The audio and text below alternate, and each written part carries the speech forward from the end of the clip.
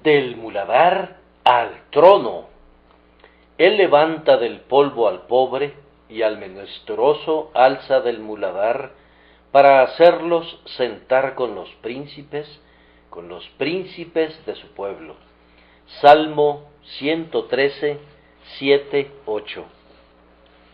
La magnificencia y la majestad del Dios Altísimo son enteramente inconcebibles.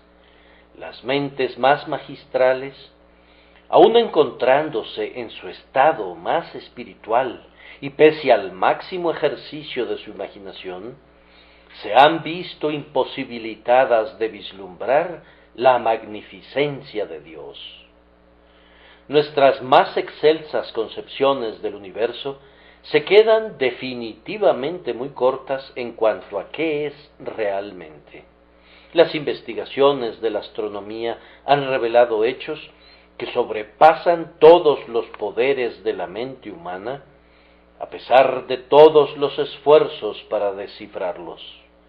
El pensamiento, la razón, el entendimiento e incluso la imaginación se quedan azorados en los vastos e ilimitados campos del espacio, en medio de las maravillas de la obra de Dios.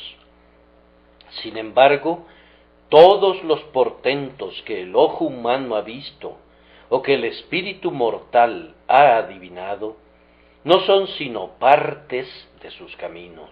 No hemos oído sino una estrofa del Salmo sin fin de la creación. No hemos visto sino una piedra en el vasto mosaico de las obras del Hacedor. Un imperceptible átomo de vida en una gota de agua podría saber tanto del gran océano como lo que sabemos nosotros del universo como un todo. Una hormiga que se arrastra sobre un montón de arena junto al mar no debe jactarse de haber contado los granos que limitan el océano. Tampoco ha de imaginar el mortal más estudioso que tiene una idea completa de la vasta creación de Dios. Sin embargo, por encima de todo esto, está el hecho de que todas estas obras portentosas no guardan una mayor proporción con el Dios todopoderoso e invisible que la que guardaría una línea escrita por la pluma de Milton en relación con su mente magistral. Cuando Dios ha hecho todo lo que decide crear, y cuando hemos visto todo lo que ha hecho, en Él permanecen todavía infinitas posibilidades de creación. El alfarero es mucho mayor que el vaso que hizo, y el Señor es infinitamente mayor que todas sus obras. Él llena todas las cosas, pero todas las cosas no pueden llenarlo a Él. Él contiene a la inmensidad, Él abarca a la eternidad, pero ni la inmensidad ni la eternidad pueden abarcarlo a Él.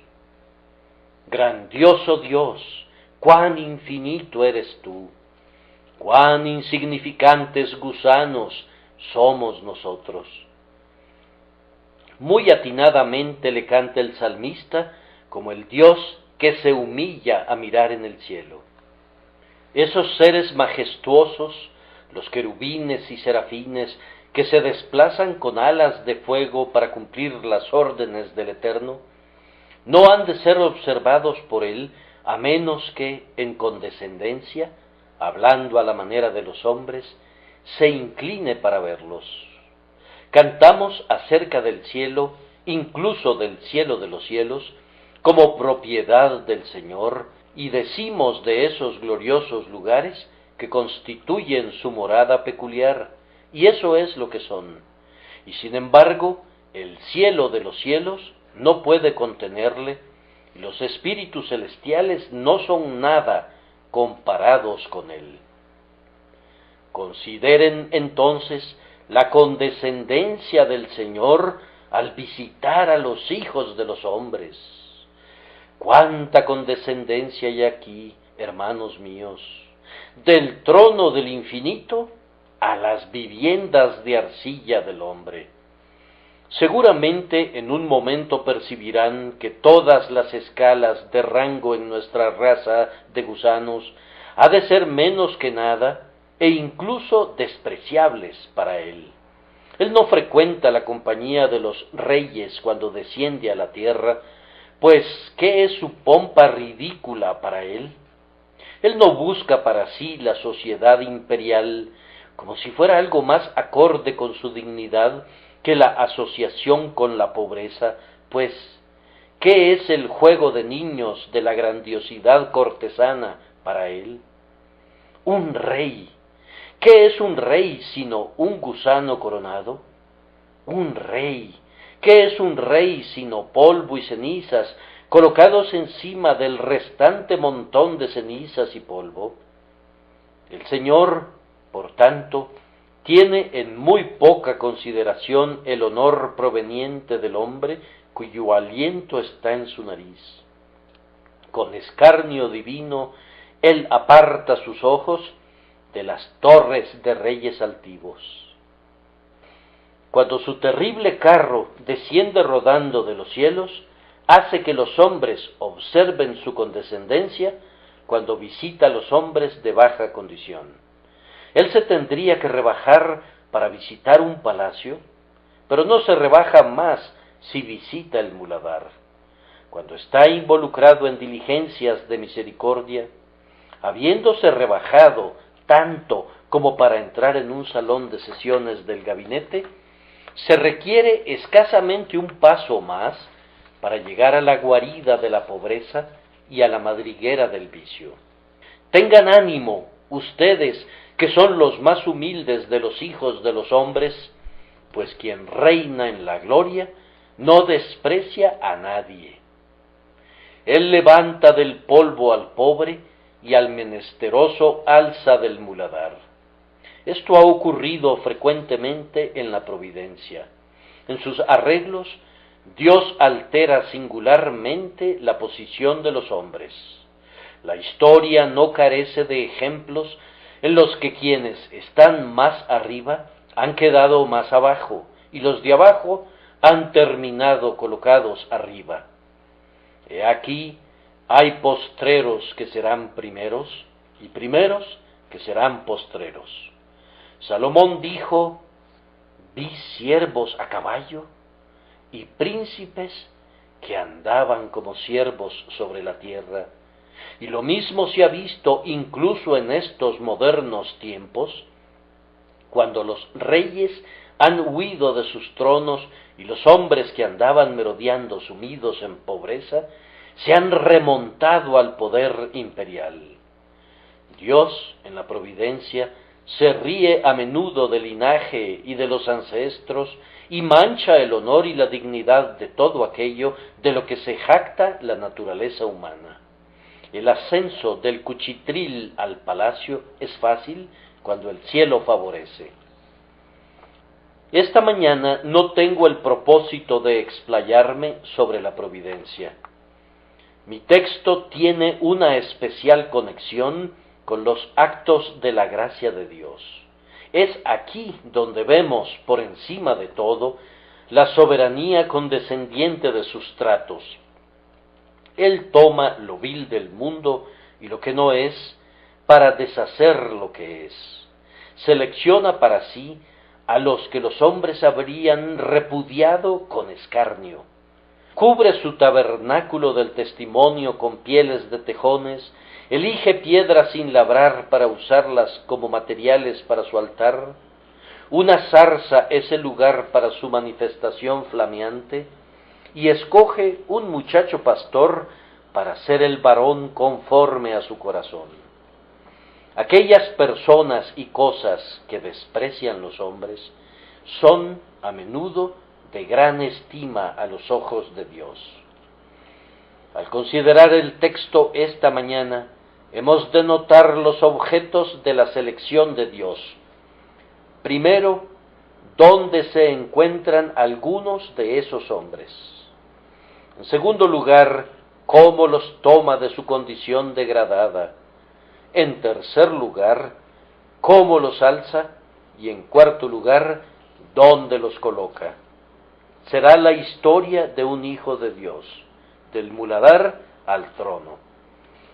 Los novelistas embadurnan nuestras paredes con títulos sensacionales, pero hay uno que podría satisfacerlos en su ambición de deleitar a los mórbidos anhelos de esta época, del muladar al trono. Es un tema que debería atraer su atención, y si no lo hiciera, la culpa en verdad sería mía, pues en él habrá siempre la bendita novedad del interés. Y sin embargo, damos gracias a Dios porque es una descripción correcta de la experiencia del ascenso de todo el pueblo de Dios. El Señor encuentra a decenas de miles de personas colocadas en el muladar y las transporta a lo alto con los brazos de su misericordia y las lleva a sentarse entre los príncipes de su pueblo. Vamos a comenzar allí donde Dios comenzó con nosotros. ¿Dónde están los elegidos de Dios cuando se reúne con ellos? La expresión usada en el texto implica, en primer lugar, que muchos de ellos se encuentran en la más baja escala social. La gracia soberana tiene un pueblo en todas partes, en todos los rangos y condiciones de hombres. Si fuéramos transportados al cielo, y si los espíritus celestiales llevaran cualquier indicativo de su rango en la tierra, diríamos al regresar: por aquí y por allá vi un rey. Observé unos cuantos príncipes de linaje real y un puñado de pares del reino. Observé un pequeño grupo de personas prudentes y una camarilla de los ricos y famosos. Pero vi a un gran grupo de pobres y de desconocidos que eran ricos en fe y conocidos para el Señor. El Señor no excluye de su elección a nadie en razón de su rango o condición. No erramos si decimos: a la vez que la gracia es dada al príncipe, el pobre recibe su parte. Ningún mortal tiene una justa excusa para morir en la desesperación. Sin embargo, cuán cierto es que muchos de aquellos a quienes Dios ha elegido son encontrados no simplemente entre los obreros, sino en los rangos más pobres de los hijos del esfuerzo. Hay algunos cuya faena diaria difícilmente les proporciona el suficiente alimento para mantener el alma en el cuerpo, y sin embargo se han alimentado opíparamente con el pan del cielo. Muchos están vestidos con ropas del tipo más burdo, parchada y remendada por todas partes, y sin embargo están tan gloriosamente vestidos a los ojos de Dios y de los santos ángeles, como los santos más resplandecientes.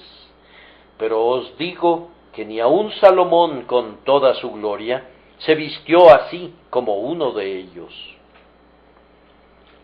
Algunas de las biografías más conmovedoras de algunos cristianos han sido las vidas de los más humildes entresacadas de las crónicas de los pobres. ¿Quién no ha leído La joven de la cabaña y la hija del lechero? ¿Quién no ha encontrado el mayor placer al visitar a quienes están recluidos en cama en las salas de los asilos, esos santos de Dios que deben a la caridad su alimento diario, porque la enfermedad los ha privado de los medios de ganar su pan? Oyente pobre, mientras estás sentado en esa banca esta mañana, podrías sentir como si no fueras lo suficientemente respetable para estar en un lugar de adoración, pero te ruego que no permitas que tu pobreza obstaculice tu recepción del Evangelio, cuya gloria peculiar es ser predicado a los pobres. Puede ser que no tengas absolutamente nada en el mundo, ni una vara de terreno que pudieras llamar propia. Podrías haber estado luchando contra la adversidad en una lucha mortal año tras año, y sin embargo, podrías ser todavía tan pobre como la pobreza misma. No voy a ensalzar ni a vituperar tu pobreza, pues no hay nada necesariamente bueno o moralmente malo en cualquier condición de vida, pero te ruego que no permitas que tus circunstancias te desalienten en el asunto de tu interés espiritual delante de Dios. Ven como un mendigo, si eres un mendigo. Ven en andrajos, si no tienes otra cosa con que cubrirte. Los que no tienen dinero, venid, comprad y comed. Venid, comprad sin dinero y sin precio vino y leche. La expresión en el texto no se refiere meramente a escalas sociales. No tengo ninguna duda de que tiene un significado más espiritual. El muladar es un lugar donde los hombres arrojan sus cosas sin valor.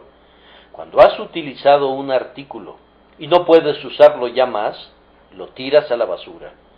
Le has dado 2 o 3 usos desde que fue empleado por primera vez para su propósito original y ahora estorba el paso y no puede guardarse más. No sirve para ser vendido ni siquiera como metal viejo y por tanto lo tiras en el muladar para ser eliminado con el resto de la basura. Cuán a menudo los propios elegidos de Dios se han sentido como meros desechos y basura, como inútiles que han de ser echados fuera. Ustedes, queridos amigos, se encuentran en un caso semejante, pues han descubierto su propia y total inutilidad. Mirándose a ustedes mismos a la luz recibida del cielo, su valor imaginario se ha esfumado. Ustedes fueron alguna vez muy importantes en su propia estima, pero ahora perciben que si se perdieran, lejos de afectar al cielo y a la tierra, no tendría una más grave consecuencia para el mundo en su conjunto que el lanzamiento de una fruta podrida en el muladar o que la caída de una hoja seca de un árbol del bosque en medio de una miríada de hojas. En su propia estimación hay en ustedes una falta de adecuación para cualquier propósito útil. No tienen mayor utilidad que la sal que ha perdido su sabor. No pueden glorificar a Dios como lo desearían, tampoco lo desean como deberían hacerlo.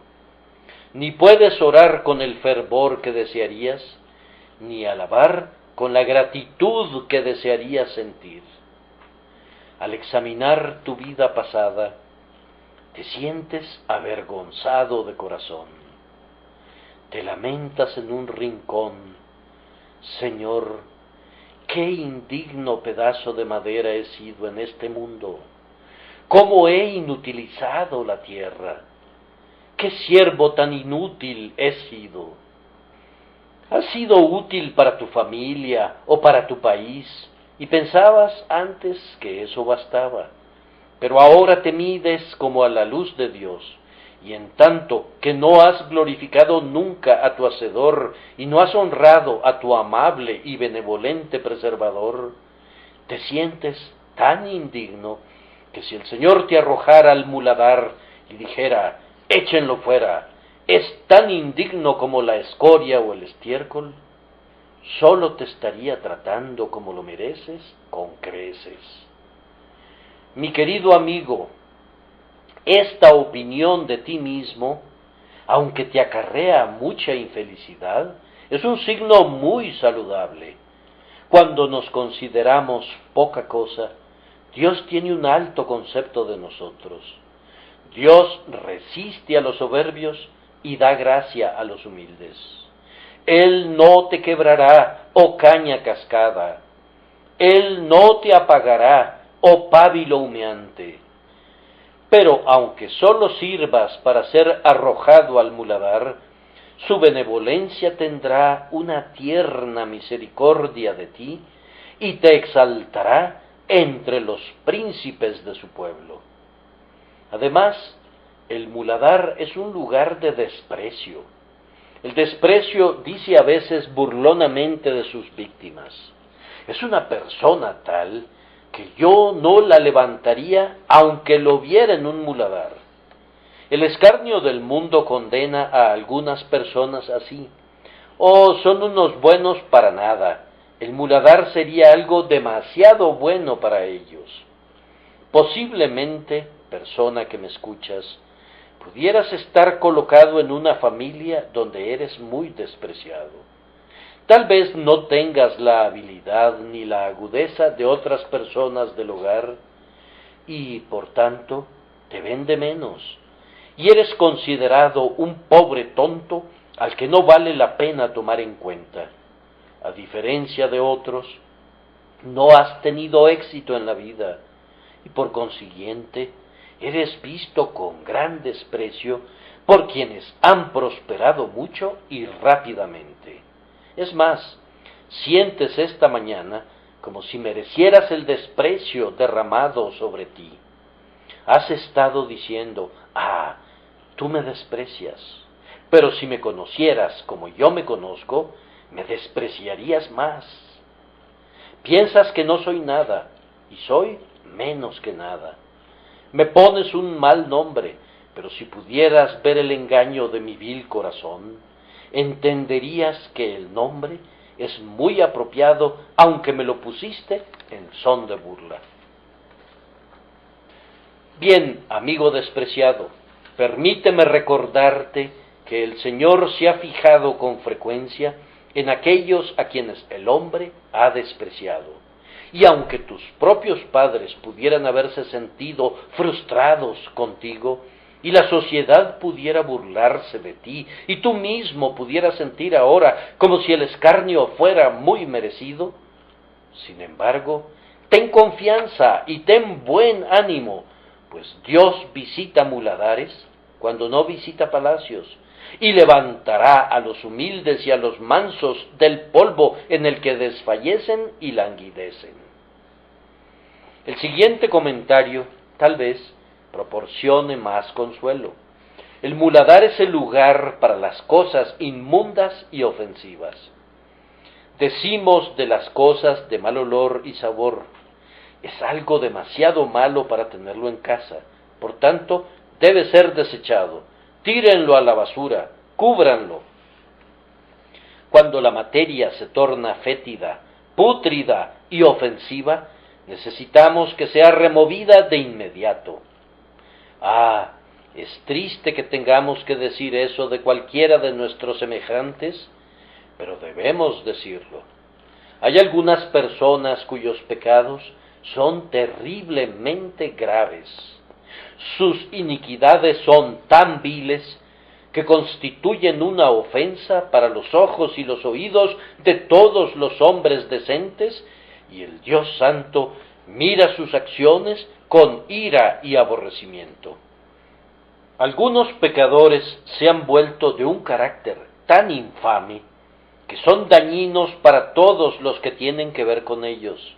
No pueden reunirse con nadie sin esparcir el contagio de su pecado. Su ejemplo es tan malo que basta para envenenar el distrito en el que viven. Solo son aptos para ser botados como una masa de podredumbre, de porquería y pudrición en el muladar donde la inmoralidad exhala su hora abominable. Pero, oh, el amor de mi Señor, Él ha condescendido a menudo a rescatar del muladar a los abandonados. En el cielo veo a quienes lavaron sus ropas y las emblanquecieron en la sangre del Cordero, aunque una vez fueron rameras como Rahab, adúlteros como David, e idólatras como Manasés. Delante del trono de Dios, entre los pares de Dios, están hoy aquellos que, en sus días de perdición, fueron ladrones, borrachos y blasfemos. Los atrios del cielo son hollados por muchos que una vez fueron los peores pecadores, pero que ahora son los santos más resplandecientes. Te ruego, amado, que nunca pienses que el Evangelio de Cristo salvó a grandes ofensores en días idos, pero que ahora es sólo para los que no han caído y para los morales.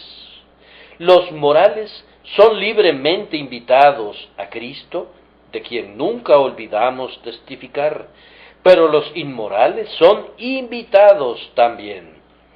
El Señor vino a nuestra tierra como un médico, y no vino a llamar a los justos, sino a los pecadores al arrepentimiento.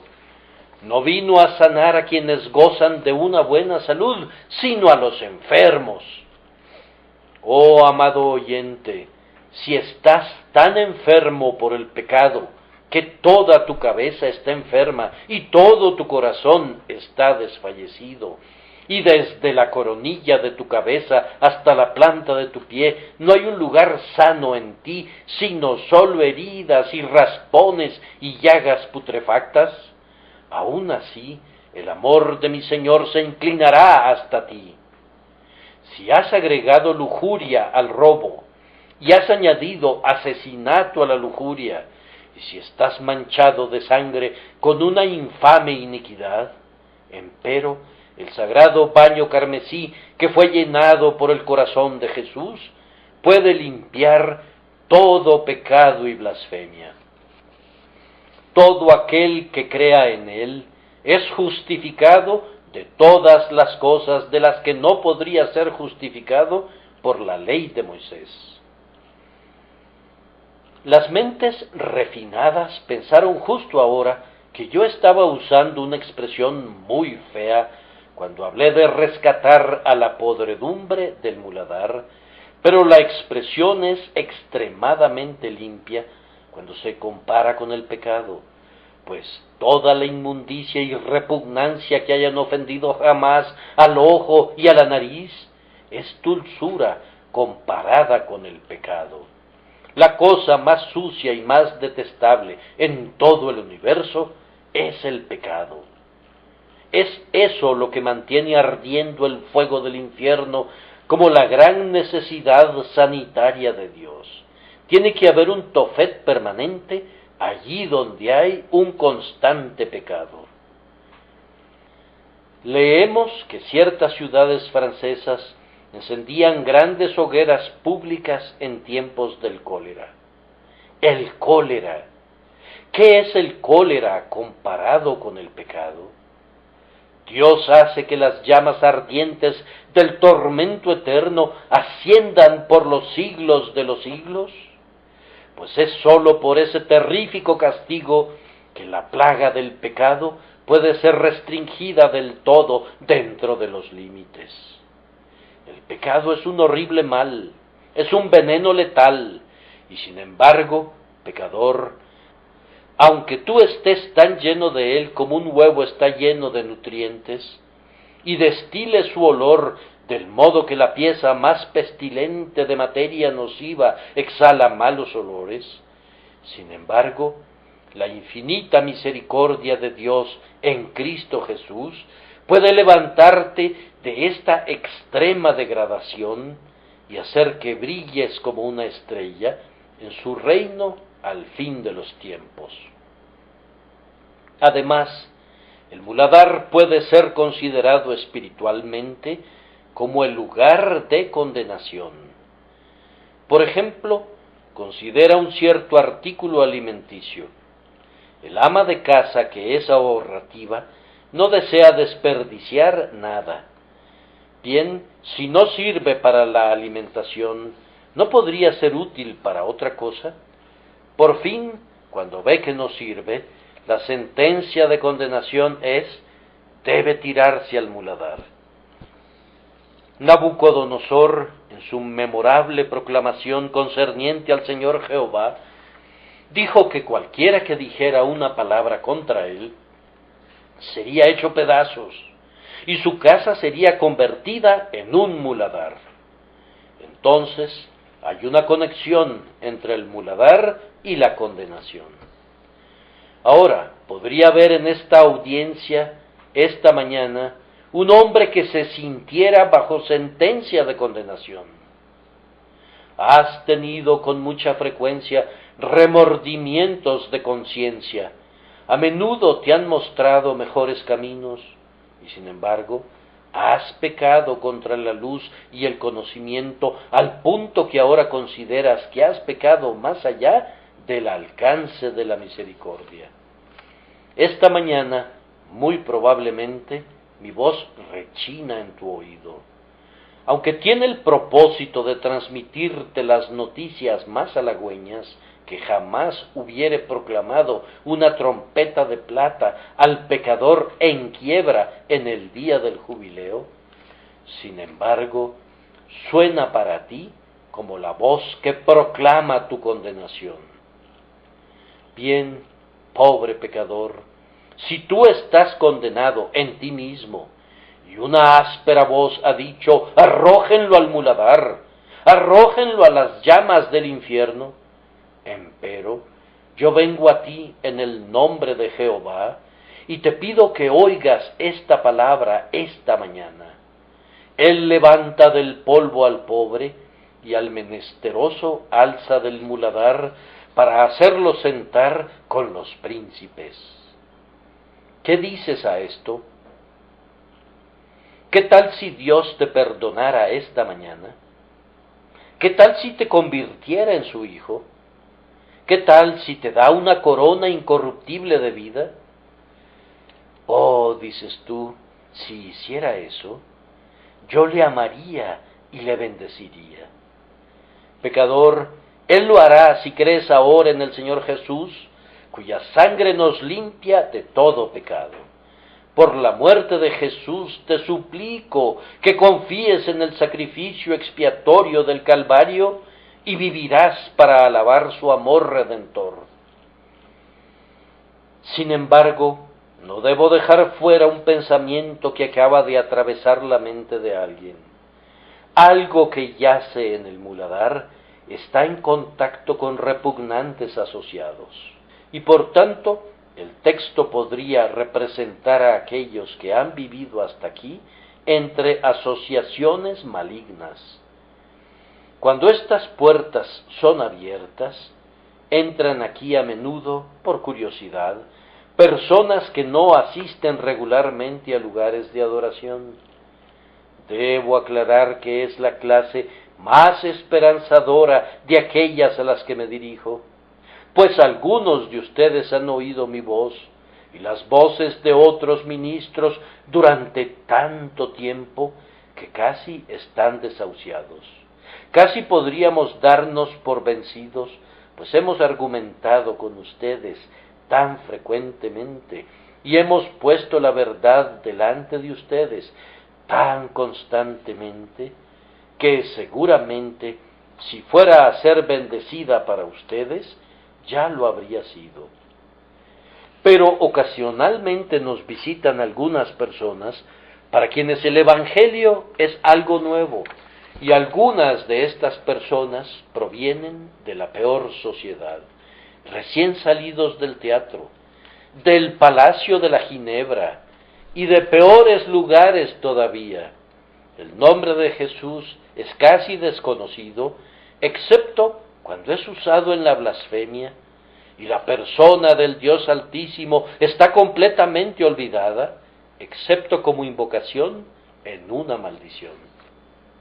Amigo, nos alegra que estés aquí. Tú has estado en el muladar y sigues allí. Has estado viviendo con los publicanos y las rameras. Has frecuentado una triste compañía. No has sido alimentado entre los escogidos y la élite de la humanidad.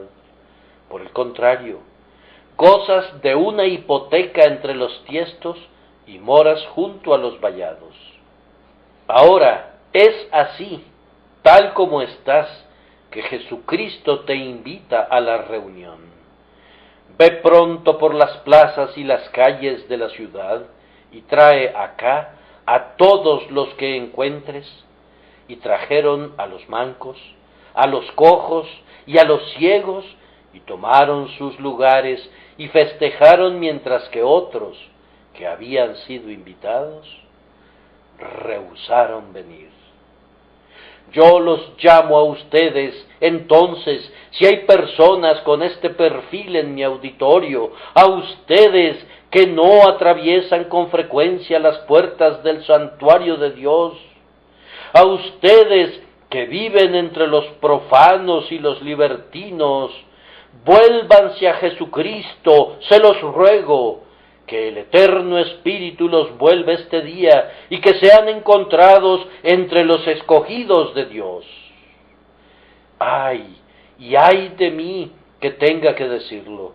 Algunos de ustedes, mis oyentes, que han sido morales y excelentes y han oído la palabra todos estos años, yo temo solemnemente que perecerán en sus pecados, pues en verdad les digo que los publicanos y las rameras entrarán en el reino de los cielos delante de algunos de ustedes que oyeron la palabra, pero no la hacen, que la escuchan, pero no sienten su poder, que conocen su gozoso sonido, pero no la reciben en sus corazones. Esto basta entonces en cuanto a dónde son encontradas algunas personas del pueblo de Dios. Permítanme decirles que, en un cierto sentido, allí es donde están todos en el muladar de la caída de Adán, todos en el muladar de la presunción, de la justicia propia, de la depravación, del pecado y de la corrupción, pero la misericordia soberana viene a ellos, tal como yacen pudriéndose en montones de ruina, y los rescata por medio de la gracia eficaz. En segundo lugar, deseamos describir cómo los alza del muladar el Señor. Él alza del muladar a los necesitados. Se trata de un peso muerto, y nadie, sino el brazo eterno, podría hacerlo. Es una proeza de la omnipotencia alzar a un pecador desde su natural degradación. Todo es hecho por el poder del Espíritu Santo a través de la palabra saturada de la energía de Dios. La operación es más o menos de este modo. Cuando el Señor comienza a tratar con el pecador necesitado, el primer alzamiento levanta sus deseos. El hombre no está satisfecho de estar donde ha estado y de ser lo que ha sido. No había percibido que el muladar fuera tan inmundo como realmente lo es. Y el primer signo de vida espiritual es el horror por su condición perdida y un ansioso deseo de escapar de esa condición. Querido oyente, ¿has llegado hasta ese punto? ¿Sientes que todo está mal en relación a ti? ¿Deseas ser salvado de tu presente estado? En tanto que puedas decir, todo está bien conmigo, y te jactes de que no eres peor que los demás, no tengo ninguna esperanza contigo. Dios no alza a aquellos que ya están alzados. Pero cuando tú comienzas a sentir que tu presente condición es de degradación y ruina, y que desearías ardientemente escapar de ella, entonces el Señor ha puesto la palanca debajo de ti y ha comenzado a alzarte. El siguiente signo es generalmente que para un individuo así, el pecado pierde toda dulzura. Cuando el Señor comienza a obrar contigo, incluso antes de que encuentres a Cristo para gozo de tu alma, descubrirás que el gozo del pecado ha desaparecido. Un alma revivida que siente el peso del pecado no puede encontrar placer en él. Aunque el mal del pecado no puede ser percibido claramente y evangélicamente sin fe en Jesús, sin embargo, la conciencia de un pecador que ha despertado, al percibir el carácter terriblemente corruptor de algunos pecados, le obliga a renunciar a ellos.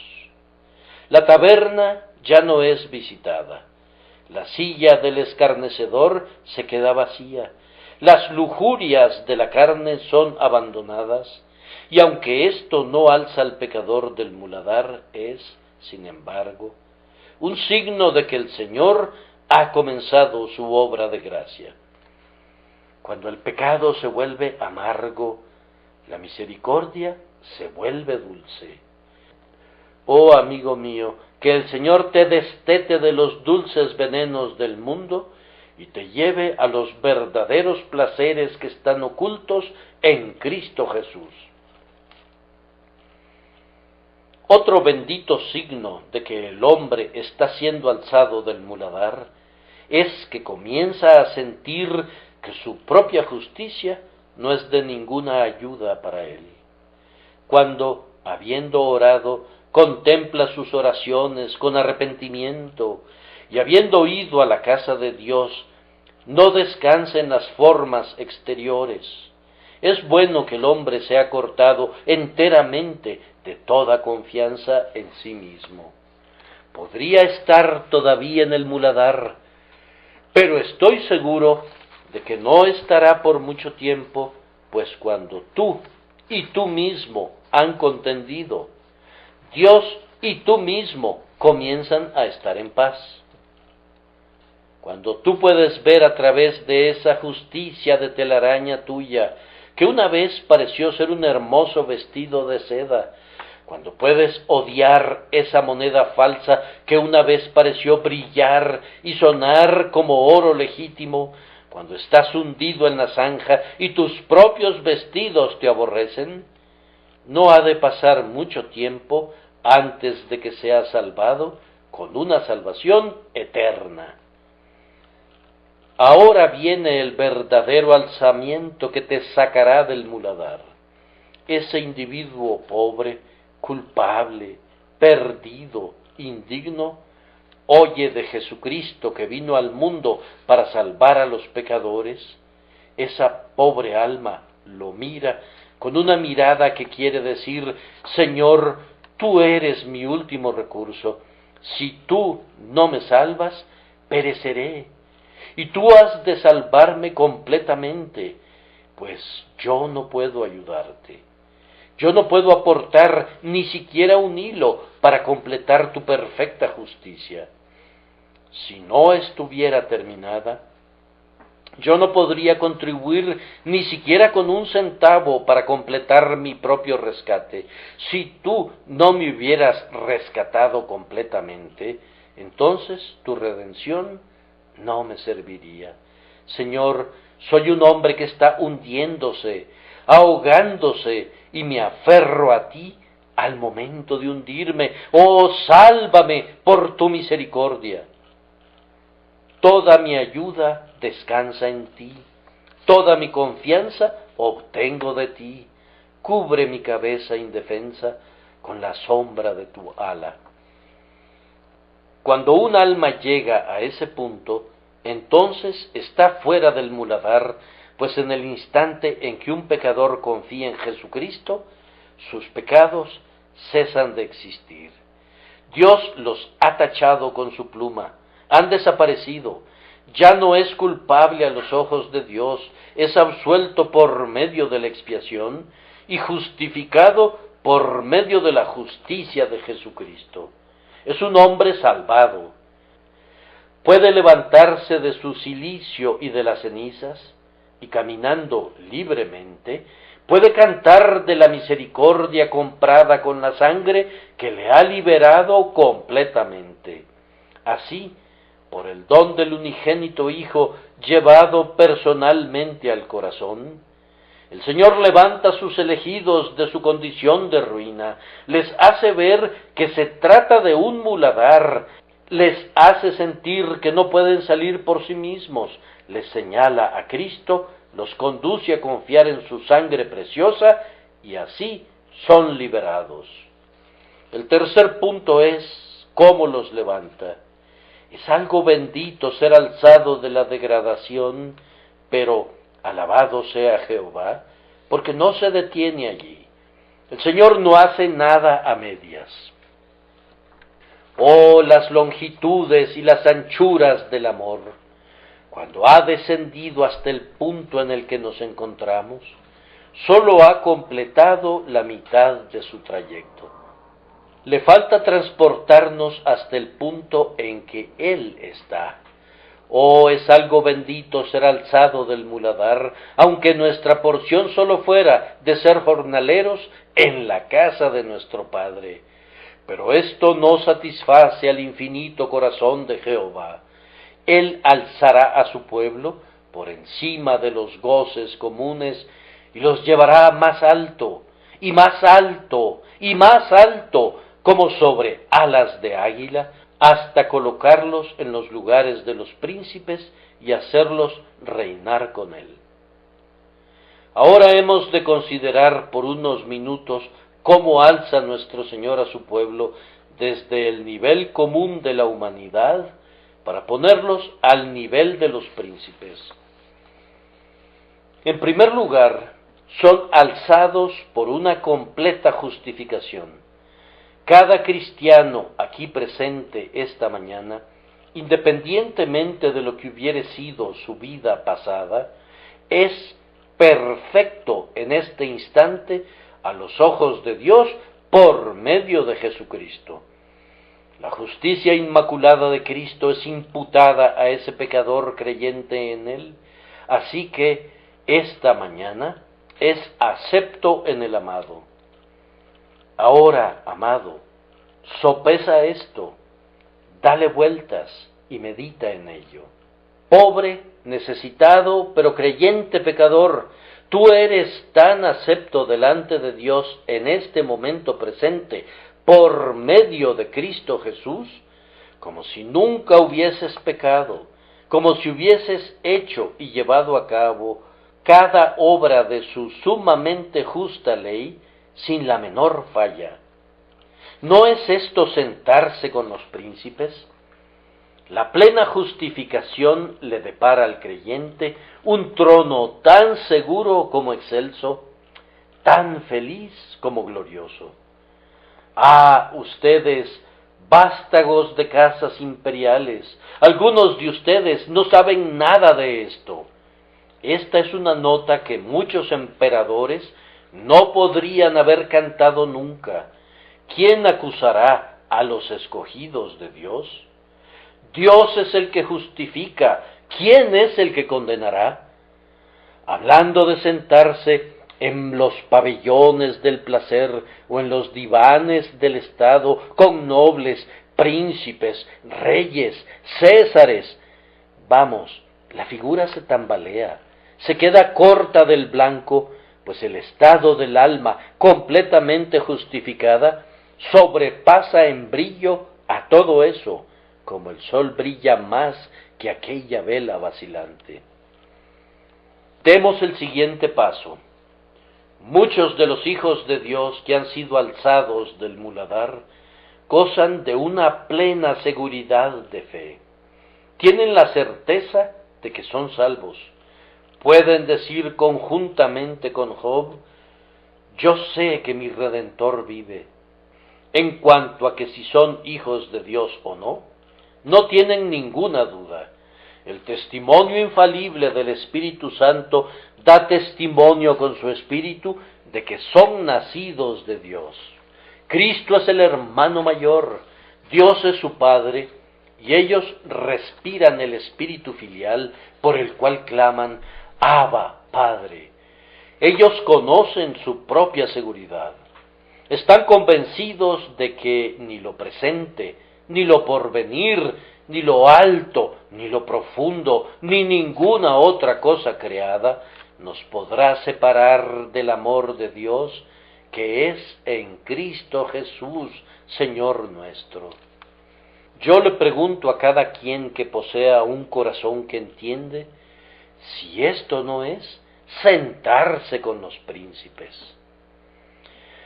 Amados, yo no daría un centavo por el trono de un príncipe, pero daría todo lo que poseo, aunque me lo pidieran 1000 veces, si pudiera gozar siempre de la plena seguridad de la fe, pues la plena seguridad de la fe es un gozo mayor que el gozo que jamás podrían producir el palacio de lirios de Susa o la casa del bosque del Líbano de Salomón. Un sentido de la misericordia divina es mejor que la vida misma. Es un joven cielo madurando abajo para ser plenamente desarrollado arriba.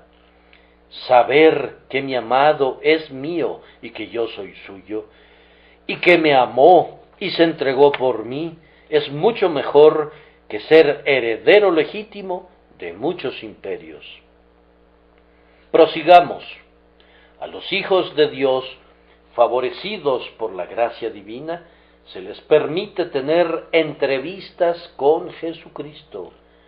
Como Enoc, nosotros caminamos con Dios, justo como un niño camina con su padre, poniendo su mano en la mano de su padre, mirando hacia arriba con ojos de amor.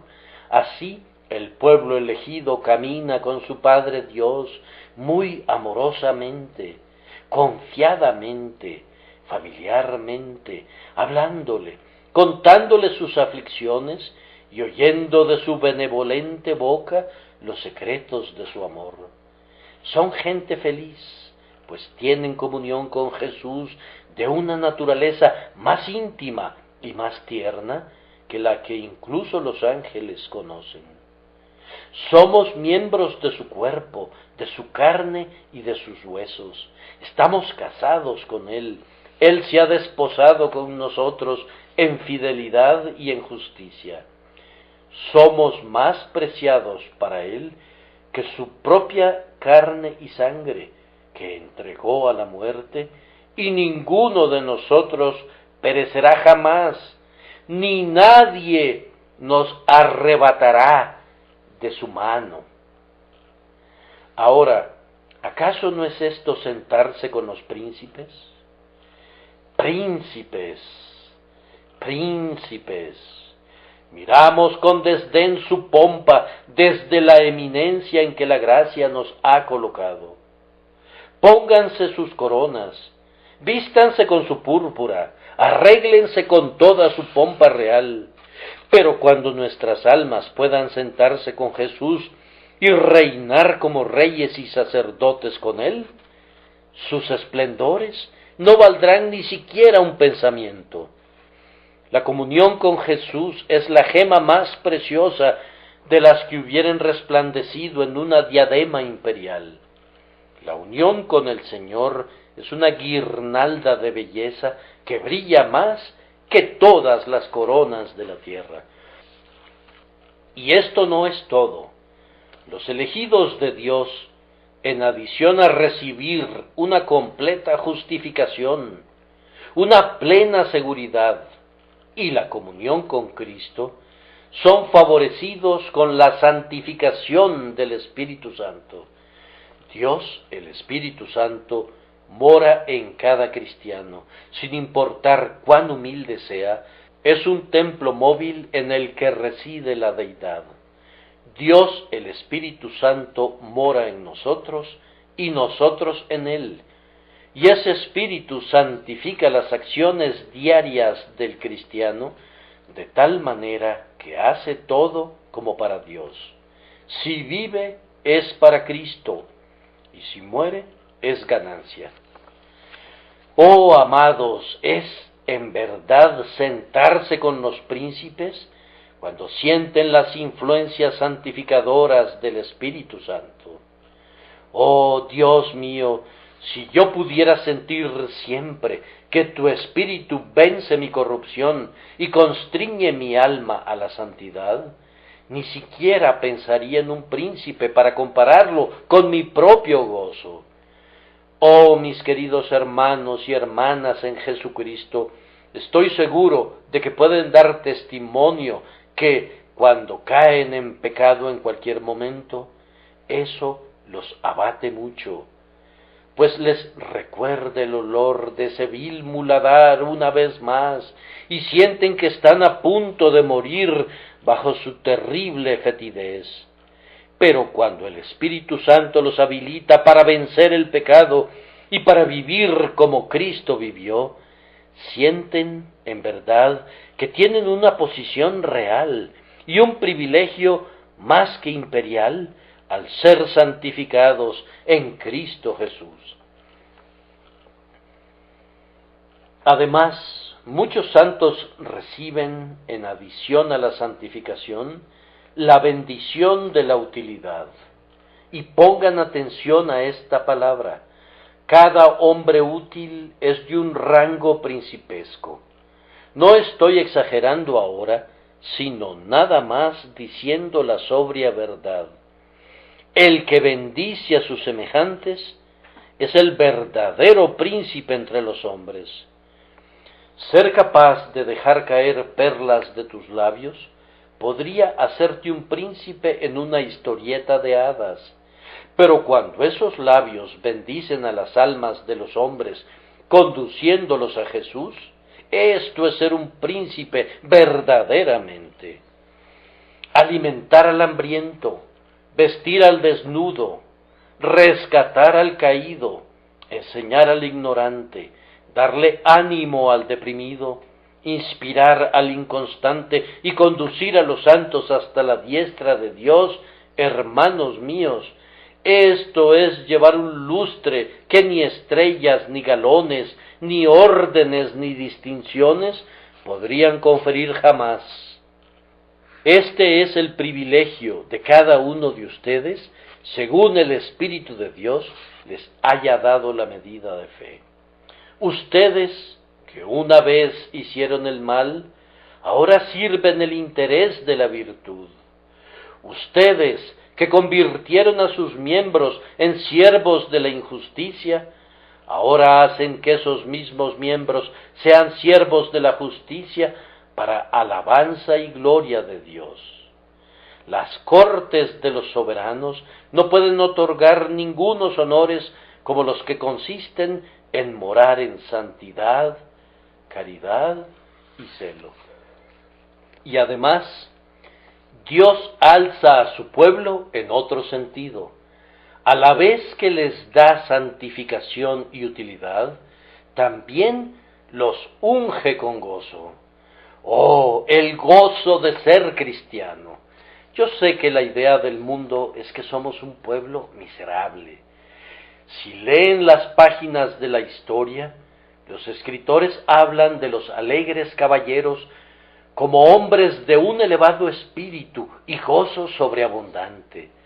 Pero los pobres puritanos, qué desdichado grupo era, blasfemando el día de Navidad, aborreciendo los juegos y los deportes, y andando por el mundo y mostrándose tan terriblemente miserables, que sería una lástima que fueran al infierno, pues ya tuvieron suficiente tormento aquí.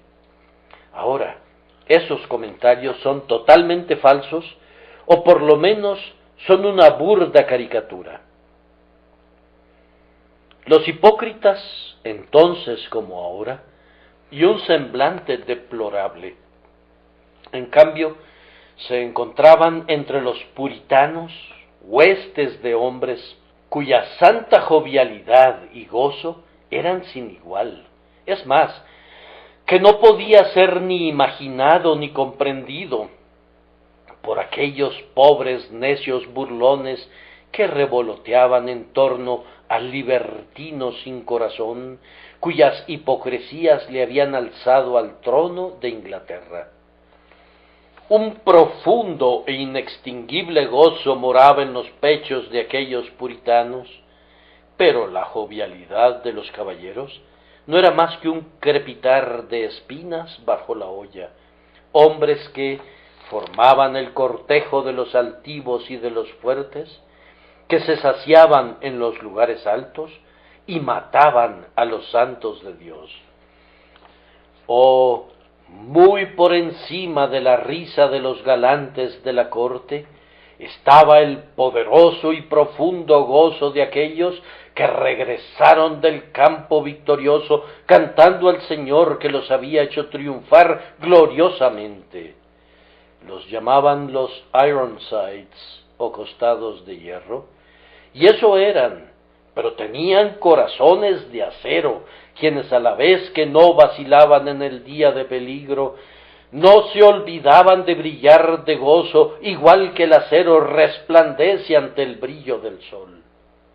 Créanme que sin importar lo que ellos fueran, nosotros, los que confiamos en Jesús, somos las personas más felices, no constitucionalmente, pues algunos de nosotros somos muy atribulados y somos conducidos a los abismos de la pobreza, pero internamente, verdaderamente y realmente, el gozo de nuestros corazones, créanme, no ha de ser sobrepasado.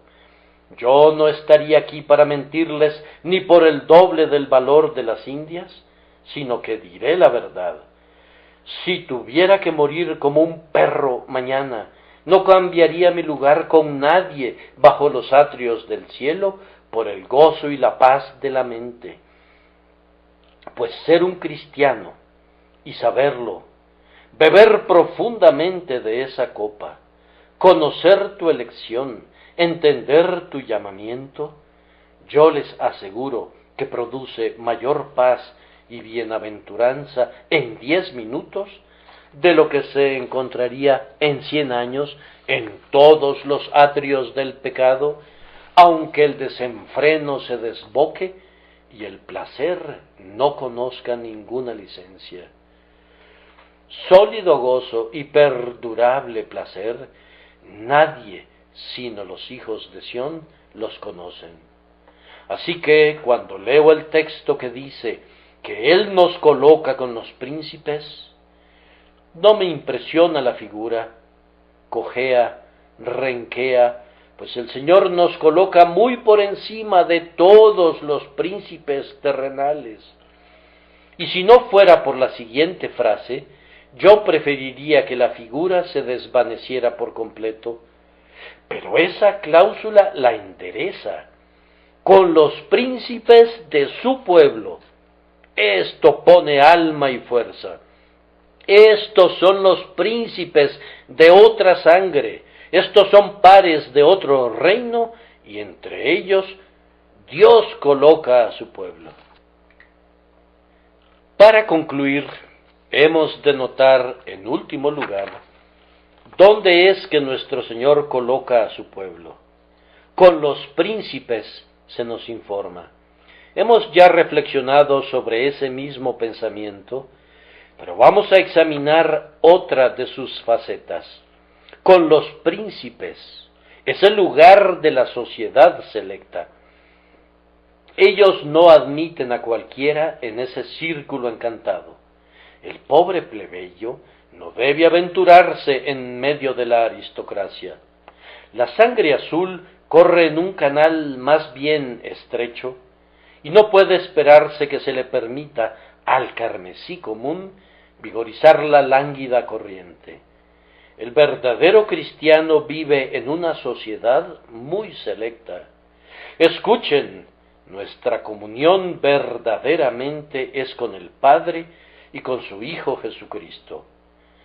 Cuando se habla de una sociedad selecta, no hay ninguna como esta. Somos una generación escogida, un pueblo peculiar, un sacerdocio real, porque no nos hemos acercado al monte Sinaí, sino que nos hemos acercado a la sangre rociada y a la congregación de los primogénitos que están inscritos en los cielos. Esta es una sociedad selecta. A continuación, ellos tienen una audiencia en la corte. Se espera que el príncipe tenga derecho de admisión ante la realeza, cuando la gente común como nosotros debemos permanecer lejos. Ahora, el Hijo de Dios tiene libre acceso a la realeza del cielo.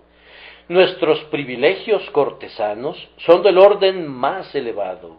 Escuchen, porque por medio de él los unos y los otros tenemos entrada por un mismo espíritu al Padre. Acerquémonos, pues, confiadamente, dice el apóstol, al trono de la gracia, para alcanzar misericordia y hallar gracia para el oportuno socorro. Tenemos una audiencia en la corte y una sociedad peculiarmente selecta. Junto a esto, se supone que entre los príncipes hay riqueza abundante. Pero ¿qué es la riqueza de los príncipes comparada con las riquezas de los creyentes? Porque todo es vuestro, y vosotros de Cristo, y Cristo de Dios. El que no escatimó ni a su propio Hijo, sino que lo entregó por todos nosotros, ¿cómo no nos dará también con él todas las cosas? Entre los príncipes, además, habita un poder peculiar. Un príncipe tiene influencia, blande un cetro en su propio dominio, y nos ha hecho para nuestro Dios reyes y sacerdotes, y reinaremos por los siglos de los siglos. Nosotros no somos reyes de Inglaterra, Escocia e Irlanda, y sin embargo tenemos un triple dominio. Reinamos sobre espíritu, alma y cuerpo.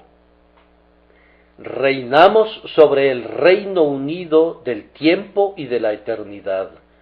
Reinamos en este mundo y hemos de reinar en el mundo venidero, pues reinaremos por los siglos de los siglos. Los príncipes, además, tienen un honor especial.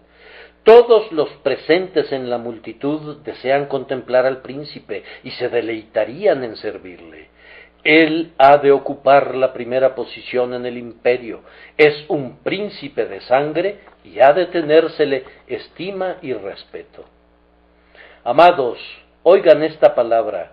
Juntamente con él nos resucitó y asimismo nos hizo sentar en los lugares celestiales con Cristo Jesús, de tal manera que compartimos el honor de Cristo, así como compartimos su cruz.